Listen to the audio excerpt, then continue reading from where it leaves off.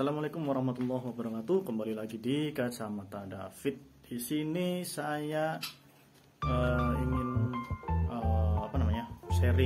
sharing tentang ilmu ternak murai batu ya.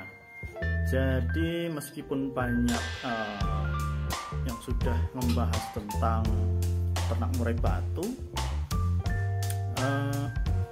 saya tetap akan menjelaskan karena versi satu orang dengan orang yang lain berbeda. Mungkin si A cocok dengan Bang X ya, dan mungkin si B tidak cocok dengan penjelasan Bang X, dan mungkin cocok dengan si C kayak gitu. Makanya saya tetap ingin membahas ya seputar peternakan murai batu. Walaupun banyak yang sudah berhasil, tapi saya yakin pasti ada yang menemukan kesusahan lah. Namanya juga usaha ternak, pasti ada kesusahannya lah ya teman-teman. Oke, jadi mulai dari pemilihan induk ya. Pertama kita bahas secara umum aja dulu. Oke, pertama secara umum kita bahas, kita lihatnya sambil lihat burung aja ya biar enak. Oke, jadi pertama-tama tujuan ternak itu sendiri yang pasti untuk menambah, tidak perlu diumpet-umpetin ya. Tujuannya ternak itu mau nyari tambahan lah, pasti itulah. Kedua itu baru hobi, saya yakin pasti itu. Jadi untuk meningkatkan atau menambah pendapatan untuk waktu ini sih ya teman-teman, jam ini itu yang masih laku itu murai batu warna ya. Murai batu warna, kalau enggak yang prestasi kayak gitu. Kalau yang ekor panjang pun mungkin masih, cuman harganya udah hancur-hancuran tuh murai batu ekor panjang ya. Yang dulunya ekor 27 itu sampai 30 atau 35an lah, sekarang udah paling 7.000, 8 juta apa 7 juta udah dapet tuh ya. Kalau murai batu warna sih masih stabil ya, masih enak ya. Karena apa? Nyetaknya susah teman-teman, dalam artian walaupun indukannya contoh kayak depan ini supak ya, betinanya supak, ini betinanya supak, itu jantannya juga supak. Oke, tuh jantannya supak ya, anaknya belum tentu supak teman-teman. Iya, bisa aja dadanya kuning atau enggak ya, syukur-syukur sih jadi langsung ya, karena supak-supak jadi ya. Tapi enggak semuanya sih, biasanya dari dari 3 ya, yang 2 itu yang biasa, yang supak 1 atau enggak kalau lagi hoki ya 3-3-nya supak semua, atau anakannya supak semua kayak gitu. Kalau yang gennya masih ori dari hutan atau masih ini ya, masih kuat gitulah ya, tetap banyak supaknya sih, cuman kan sekarang udah susah nyari yang gitu. Jadi itu dia, kalau mau ternak untuk waktu ini teman-teman harus mempunyai tujuan dulu, mau ternak apa dulu gitu ya, mau arah kemana. Kalau mau ke arahnya ke prestasi, monggo cari yang prestasi gitu ya, yang bagus gitulah. Kalau mau nyari yang warna ya, warna-warna yang masih enak gitu ya, warna-warna yang masih bagus kayak gitu ya. Artian yang masih bagus tuh yang masih enak itu ya, kayak panda, albino, cremino itu masih enak. Atau paling enak lagi ya zombie lah, itu pasti dia masih sangat rare. Zombie platinum tuh masih rare lah. Menurut saya itu masih jarang yang punya lah ya, platinum, zombie, terus sebagainya lah.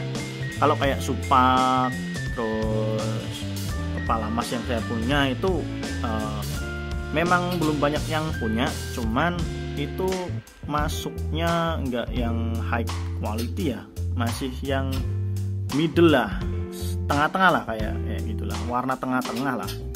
Kalau yang paling bawah itu kan kayak blorok-blorok biasa atau panu biasa gitu.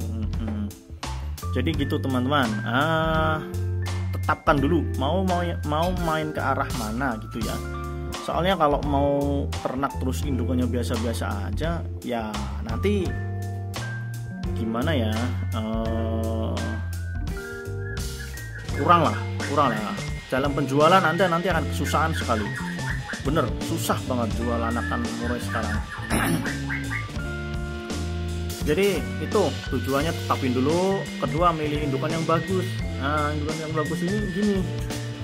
Toh kalau Anda mau main warna teman-teman ya, kalau mau main warna diusahakan cari indukan yang mempunyai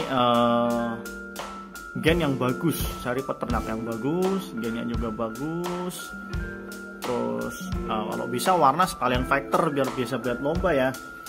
Iya, jadi enak nantinya. Di gantangan beda sendiri kayak gitu ya. Iya. Terus berikutnya, jangan cari yang murah teman-teman. Kalau mau main warna jangan cari yang murah. Bisa aja itu semiran atau ya kualitas kurang lah. Usahakan cari ke peternak yang bagus lah. Iyalah, cari peternak yang peternak bagus gitu ya. Terus udah milih indukan. Terus kalau udah milih indukan, by the way ini ya murah ya, tapi ekornya udah pada hancur, tapi masih mau produk ya. Kalau udah milih indukan tadi ya, udah milih indukan, kita tentunya kandang ya. Kandang gimana sih kandang yang bagus ya? Ya sebenarnya kandang yang bagus itu nggak ada kriterianya ya, nggak ada kriterianya teman-teman. Jadi kayak saya sendiri aja ini yang kandang ini nih ya, kandang kayak gini nih, ini paling sininya sana paling 80 ya, sananya 2 meteran, tingginya 2 meter, hingga 2 meter. Udah, yang paling penting apa? Kita sediakan beberapa glodok ya. Ini karena kosong, ini minimal 2 lah, 1 2 ya kan. Ini 3 1 2 3 ya, 3. Karena murai batu itu nanti biar milih dia, jadi cepet lah. Kalau glodoknya 1 kurang nyaman dia. Bener, nanti akan lama. Itu pengalaman pribadi sih. Tapi kalau teman-teman yang lain punya referensi yang beda dengan saya ya silakan gitu kan. Saya kan tadi bilang kalau penjelasan satu dengan yang lain itu pastilah beda. Iya. Jadi udah kandang ya. Ini yang kalau model gini ya kayak gini cukup. Bahkan yang di dalam tuh ada yang lebih sempit lagi, itu paling 1 meter ya. Saya itu di dalam itu 1 meter, tingginya paling 150 udah. Jadi kalau kandang model seperti ini bisa, silakan. Ini kalau kandang seperti ini sih tanpa penjemuran ya, tanpa penjemuran karena dia aktivitasnya terbangnya enak, jadi lemak tuh jarang. Nah kalau yang kayak gini nih saya punya lagi nih, ini kandang buat poligamian, tapi sekarang udah saya pakai, paling kadang buat burung-burung yang mau mabung lah, saya taruh sini biar cepet. Ya sebenarnya bukan biar cepet, biar diasingkan lah dari yang lain gitu. Jadi ini sih ukurannya sih 50 ya, tingginya 180 sih. Kesananya kayaknya kalau nggak salah 40 deh, 40. Nanti ada sekatnya situ, jantan taruh tengah, sini kanan kirinya betina, jadi hemat lahan Cuman kalau kayak gini nih resikonya ya, Anda harus sering ngecek indukan. Biasanya kelemahannya nih di egg binding. Kalau kayak gini nutrisinya bener-bener harus pas, harus bener-bener dipantau ya kalau lagi nelor. Terus karena kurang geraknya ya, harus sering dijemur otomatis kayak gitu. Dua kali produk jemur ya harus. Kalau enggak sih nanti pasti egg binding. Udah 2 kali nih kandang saya egg binding. Nggak tahu kalau di tempat lain ya. Kalau di tempat saya pasti egg binding kayak gitu. Jadi itu kandang udah, indukan tadi ya harus pilih gen yang bagus kalau warna ya. Karena saya mainnya warna. Kalau yang jelasin dari orang pemain prestasi mungkin beda lagi ceritanya. Kalau saya warna ya. Terus gini, hal-hal yang paling penting ya dalam peternakan murai itu, satu itu pilih betina yang udah siap. Nah, itu karena kuncinya ada di betina gitu teman-teman. Ada yang murai di pantai betinanya ya, itu ya karena betina belum siap, dimasukin jantannya udah birahi, akhirnya dihajar tuh, pasti itu mati pasti ya. Jadi pilih indukan yang udah siap atau minimal yang udah pernah bertelur, yang pernah produk, itu lebih bagus. Iya, jadi gitulah, kayak gitulah ya. Yang pertama itu kita fokus cari betina yang udah siap. Kedua baru jantan sih terserah ya mau pakai apa gitu ya. Kalau main warna saya sarankan satu line itu maksudnya gini teman-teman. Satu line itu kalau supak ya sama supak. Jadi nanti probabilitas keluar anakannya supak banyak. Jangan nabrak gen kayak gini. Misalkan supak kita temuin sama yang nabrak gen itu berarti avatar kepala mas, itu nggak nyambung nanti. Pasti anakannya kebanyakan normal lah. Iya kebanyakan ya. Kalau ada kasus unik dia akan ngeblend sih. Jadi supak kepala mas mungkin ya gitu, jadi mungkin. Cuman selama ini pengalaman saya dan teman-teman di dunia warna itu nanti akhirnya nabrak dan anakannya jadi normal semua. Nanti kalau mau cross mau inbreed juga susah, nggak ketemu. Terlalu banyak filial lah gitulah ya. Apa itu namanya? Terlalu banyak alel itu kan yang menentukan nanti warnanya ya. Ya jadi kayak gitu. Kalau apa misalnya tadi ya jangan nabrakin kalau warna ya. Terus udah gitu ya.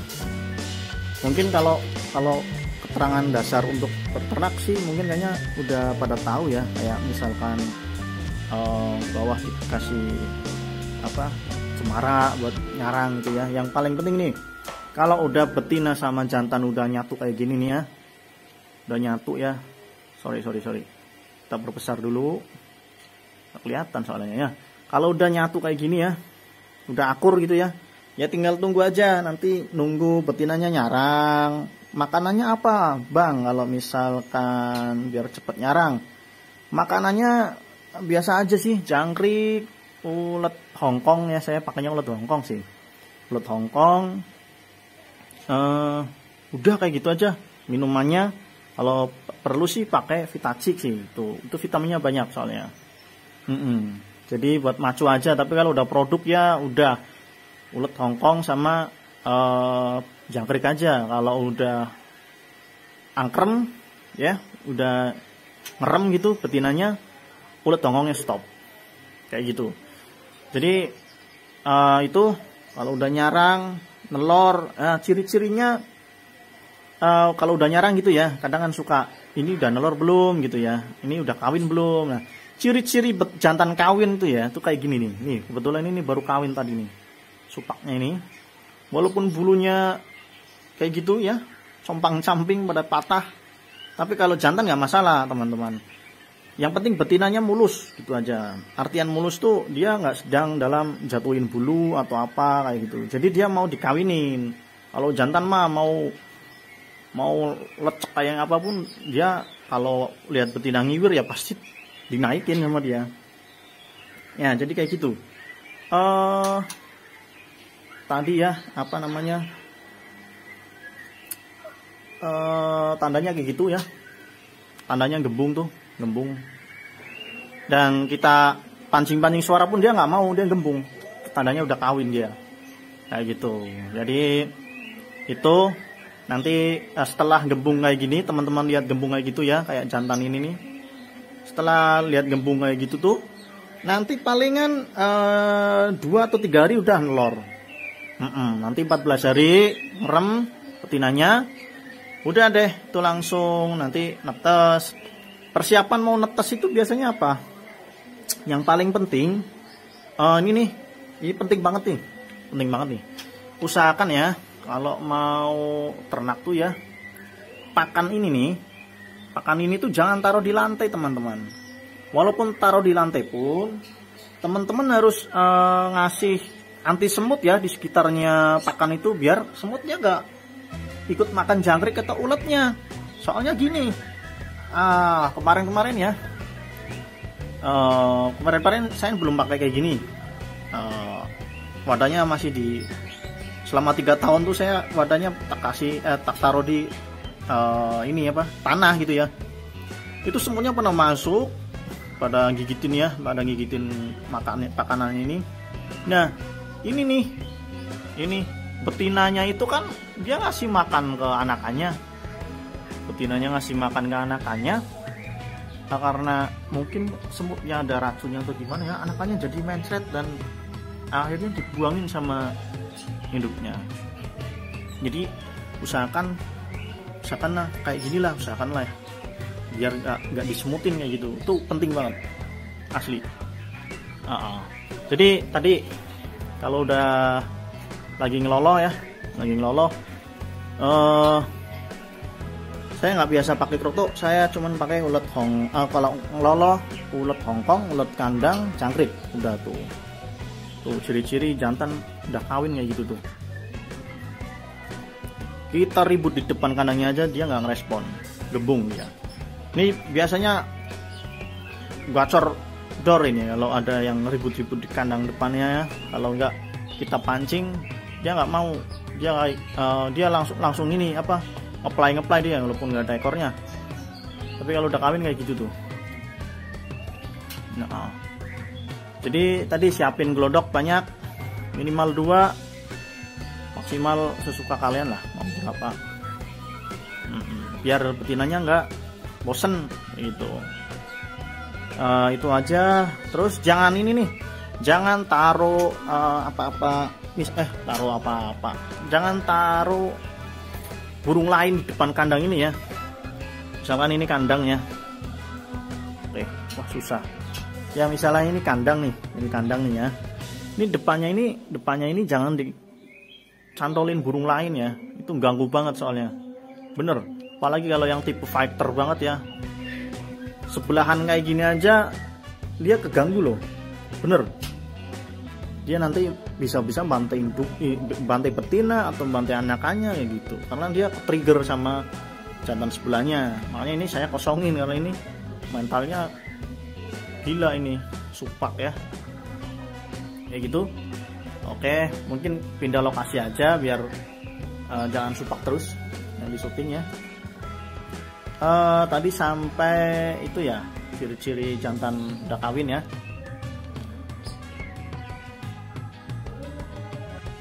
Kalau ini yang berukur nih, kepala emasnya sama bini barunya nih. Bini barunya tuh sama gen kepala emas. Itu cucunya Cakra Komogimun. Ini kayak gini sudah termasuk akur karena kepala emasnya birahi, ini belum. Jadi ya kayak ngejar-ngejar, cuman dia nggak nyiksa ya. Kalau dia belum jodoh, dia nanti betina disiksa sama dia, diajar ya. Tuh, ini yang lagi ngerem nih. Tuh, Ini split albino saya tuh sama avatarnya kepala emas tuh ngerem. Ini baru 3 hari ya.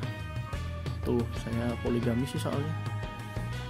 Jadi kalau ngerem biar nggak kelamaan teman-teman. Jadi ketika dia sudah ngerem minimal 4 hari lah ya, minimal 4 hari loh. 4 hari nanti kita center pakai flash HP. Kalau ada ketip-ketip yang gerak-gerak itu ya, kayak tip tip tip tip tip tip, kayak tip tip tip gitu ya, itu berarti dia telurnya ngisi. Jadi biarin nanti biar sampai selesai. Kalau sampai 7 hari lah maksimal ya, telur masih bening, segera angkat aja ada telurnya, biar dia reset dari awal lagi, dari ngunjal sampai nanti kawin kayak gitu. Kalau enggak telur kosong dia biarin ramin sampai 2 minggu ya, kelamaan nanti Anda nggak panen-panen kayak gitu ya. Jadi untuk mempersingkat, kalau misalkan 7 hari masih putih, nggak ada serabut-serabut darahnya, itu telurnya ya, segera telurnya diambil, terus sarangnya dibongkar nanti. Kalau masih bagus pakai lagi, kalau enggak ganti cemara yang baru gitu. Iya, jadi kayak gitu. Nanti 14 hari dia menetas. Setelah 14 hari biarin dia ngelolo anakannya sampai 7 hari ya. Cepet-cepetnya Anda ngambil itu 5 hari, soalnya 5 hari ke bawah itu itu fase ekstrim, hanya orang-orang tertentu yang bisa ngeloloh dari 0 hari ya. Kayak saya pun dulu bisa, sekarang udah nggak bisa karena kesibukan waktu, terus sama kadang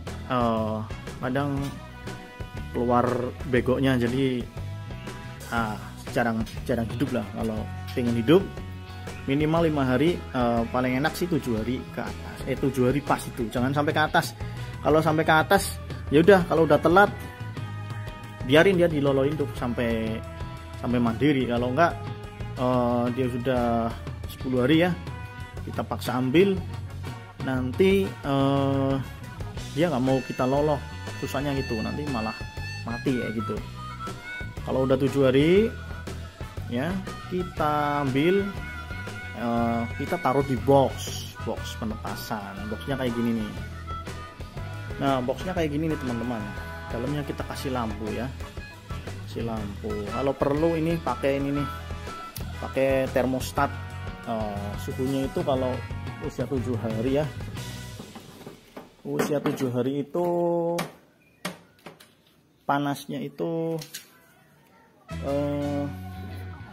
30 sampai 32 derajat Celcius itu 7 hari ya. Kalau video ini tuh, nah kalau udah 7 hari di sini, nanti sampai dia mau nangkring ya. Kalau mau nangkring itu pindah ke kandang kayak gini nih. Kalau saya pakai kandang lovebird, kalau teman-teman yang lain pakai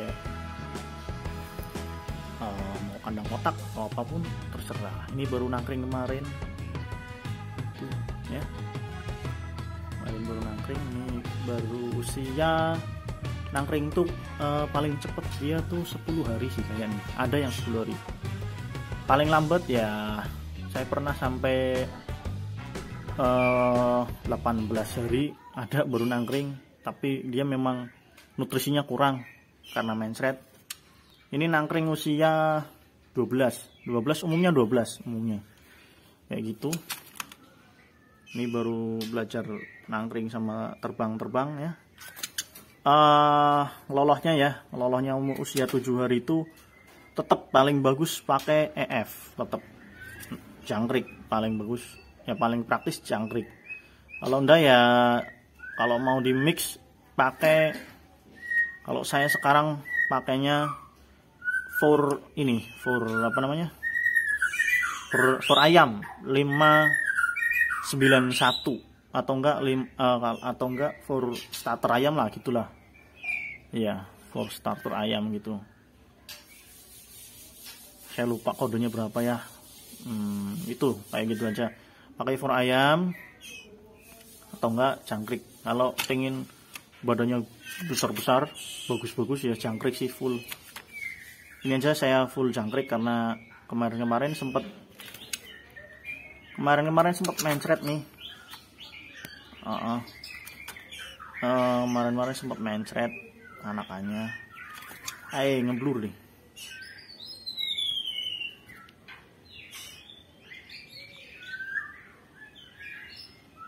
Jadi gitu. Ini usia 13 hari. Ini saya full jangkrik. Nanti mandiri itu biasanya sebulan, ada yang 3 minggu mandiri juga ada sih, itu yang ngerawatnya bener-bener bagus. Kalau saya sih nggak bagus-bagus amat, jadi ya biasanya 1,5 bulan baru mandiri. Setelah mandiri kita pisah, jangan di sini terus ya. Jadi kalau udah mau matuk-matukin di bawah lantainya itu, sisa-sisa makanan itu tandanya dia udah mau makan sendiri. Itu kita pisah ke kandang kotak. Ya kalau udah mandiri sih taruh di kandang kayak gini ya. Kandang kotak biar lebih enak mantaunya. Jadi nanti cara ngelatih dia makan furnya lagi yang keringnya itu nanti ini fur saya sih langsung fur kasar ya. Fur kasar nanti kasih ulet Hongkong di sini. Ya, jadi biar nanti kan dia makannya ulet Hongkong ke situ ya. Biar kita edukasi itu tempat makannya. Jadi kalau ulet Hongkongnya habis tuh nanti dia akan makanin furnya itu. Jadi dia nanti akan ngefur otomatis kayak gitu ya. Itu terus apalagi ya? Masang ring ya. Kalau mau masang ring itu saya anjurkan itu usia 9 atau 10 hari. Ketika dia mau nangkring. Kalau dia bodinya besar, jadi ring itu akan ada yang diameter 41 mm atau ada yang 43. Kalau saya pakainya yang 41 untuk murah itu ya. 41 mm gitu biasanya. Pembuatan ring itu orangnya bilang mau diameter berapa mas, 41 atau 43 kayak gitu. Kalau saya biasanya 41 ya, 41 ya, diameternya lebih kecil ya, saya pakai itu. Makanya kalau bodi besar itu udah nangkring kita baru mau pasang, kadang udah nggak muat. Kalau kita paksa pun nanti kasihan burungnya, bisa-bisa cacat ya, patah tulangnya. Jadi usahakan kalau yang pakai ring diameter 41 itu sebelum nangkring dia udah kepasang, jadi enak kayak gitu. Cara tadi ya, kembali ke fase ini ya, mandirian ya. Mandirian nanti kita amati tuh, kalau kotorannya udah seperti warna furnya berarti dia udah makan fur, aman nih. Kalau yang ini udah aman, tinggal ya waspada aja lah. Biasanya sih jarang matinya kalau udah kayak gitu. Tuh udah makan mandiri ya, udah ngefur tuh dan notol fur-furnya tuh. Ya jadi kayak gitu. Membedakan jantan betina ya. Kalau saya pribadi saya cenderung ke kepala sama warna bulu. Kalau kepalanya besar, warna bulunya hitam pekat ya, itu jantan kayak gitu. Kalau yang cenderung posturnya kecil terus agak keabu-abuan ya atau kelawu gitu, dia betina. Ini coba kita ini ya, lihat ya. Ini dua atas jantan nih, bodinya besar ya, ekornya juga lebih panjang daripada yang bawah tuh, warnanya hitam pekat.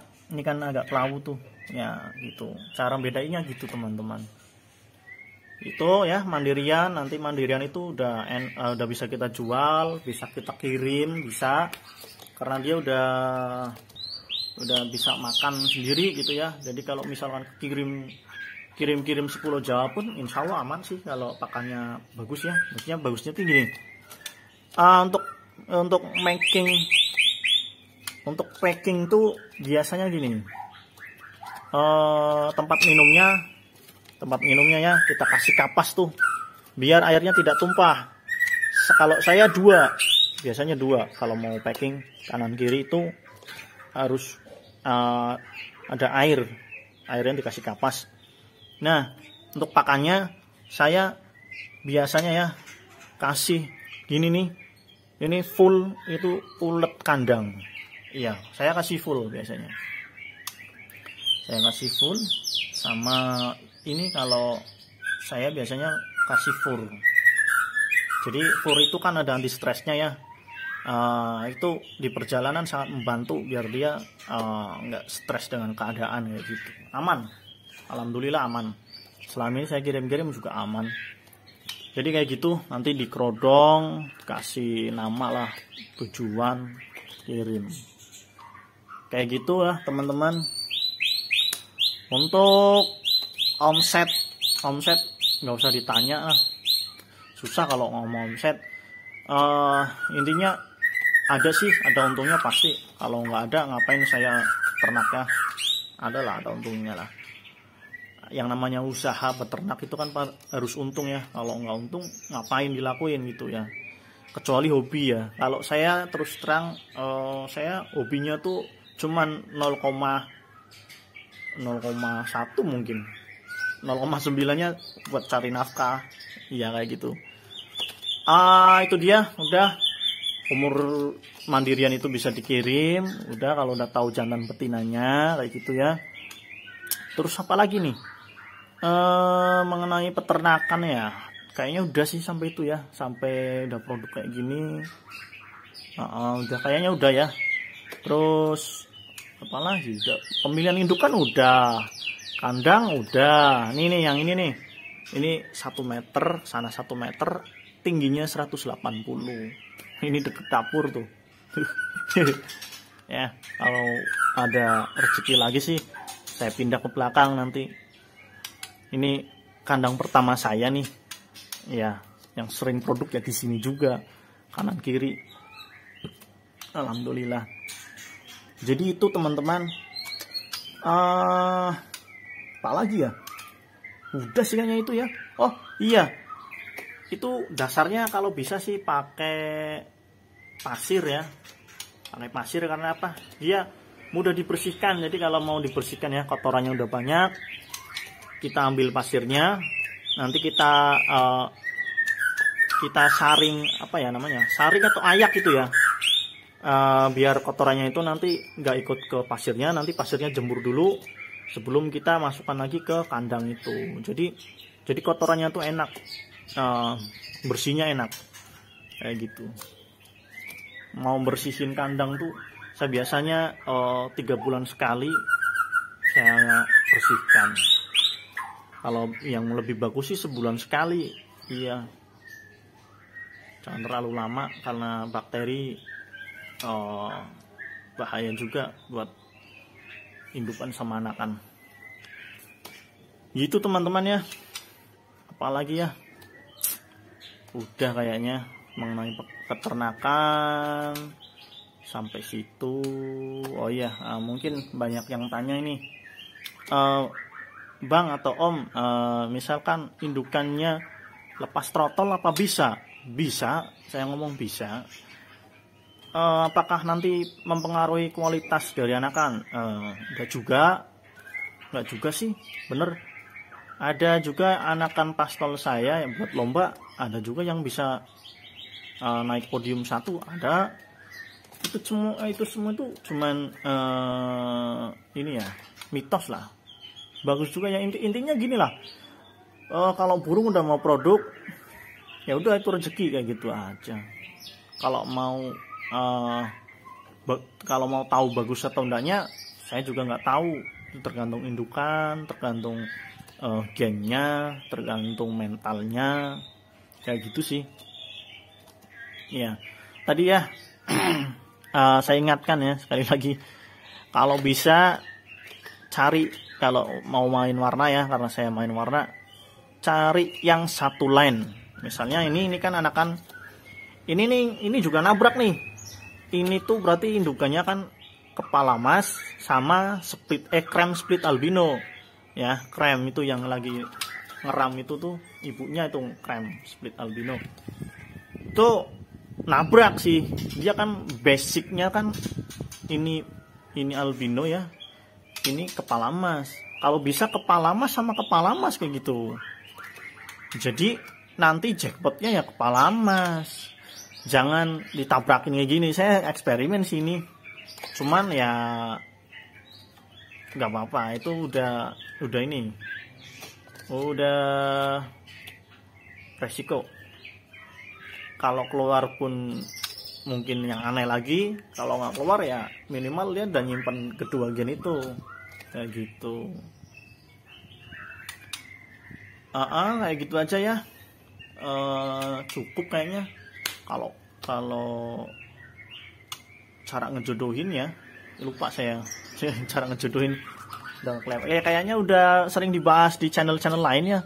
Kalau ngejodohin itu yang betina ditaruh di kandang luar sini ya, kandang ternak, yang jantannya dipakein kandang kayak gini, terus masukin di dalamnya biar kelihatan akur 1 minggu 2 minggu, bila perlu sampai betinanya ngunjal atau atas sarang, baru jantan kita lepas, tuh lebih aman kayak gitu. Paling gitu sih, paling jodoh ini tuh gampang lah kayaknya ya. Di channel lain banyak yang jelasin, cuman kalau ini saya jelasin tuh kalau yang warna ya tadi ya, jangan nabrak warna. Kecuali misalkan gini, misalkan ya rata-rata susah sih kalau mau bikin misalkan albino tapi kepala mas, susah banget itu. Susah, tapi bisa dicoba nanti. Itu harapan saya kayak gitu. Gitu aja mungkin ya. Sekian dari saya. Assalamualaikum warahmatullahi wabarakatuh.